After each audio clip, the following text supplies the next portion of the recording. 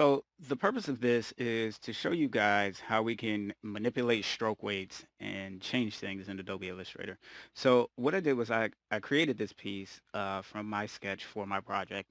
And if you're on Skillshare, you'll see this, but I utilized my sketch of Deadpool, Kid Deadpool that I made. And what I did was I went through and I wanted to make it more of a kitty popped illustration. So I made the outer stroke larger than the inner stroke. You'll notice that a lot of the times to make it more toony or to actually make it pop more, which I actually hate that terminology, you can increase the weight to make it really bold for the outline. And it usually has just one huge outline around the entire piece. So what I'm doing now is I'm going in and I'm utilizing all the smaller strokes and I'm adjusting their weight profiles as well as their overall weight. I'm doing this so that I can achieve a look that shows variation in the stroke weights. This will add more dynamics to the actual piece itself.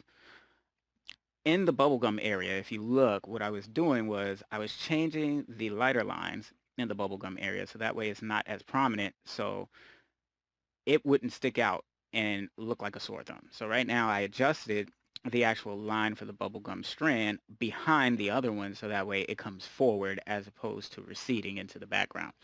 It's all about perception, perspective, as well as depth. So right now I'm going in and I'm taking all the little detail lines and I'm decreasing them. This is going to help me set up everything for coloring later on in the piece. So I'm making them smaller, changing the weights to some of the ones that are supposed to be more prominent, making them bigger because we want those to stand out.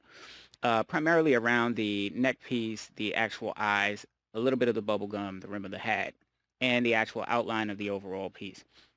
I'm going in, I'm changing some of these stroke profiles as well to make sure that this isn't just a static piece.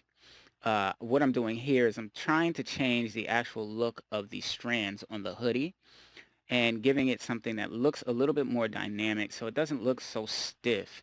And I'm doing the same thing for the zipper area.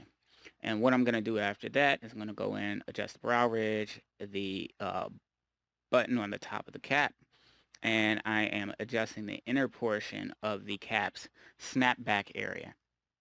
And now that I have all of this said and done, what I'm going to do is I'm going to take all of these pieces and I'm going to make sure that the little pieces are adjusted, copy it, set it to a new layer, and set it to its default so that way you can see the difference between what we started with.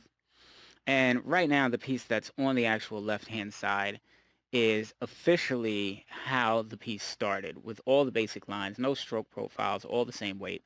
And the one on the right-hand side is actually the piece that has all the adjustments. And I'm going through and I'm fine-tuning, making sure all the lines are where I want them to be. And this is what we ended up with as a final piece.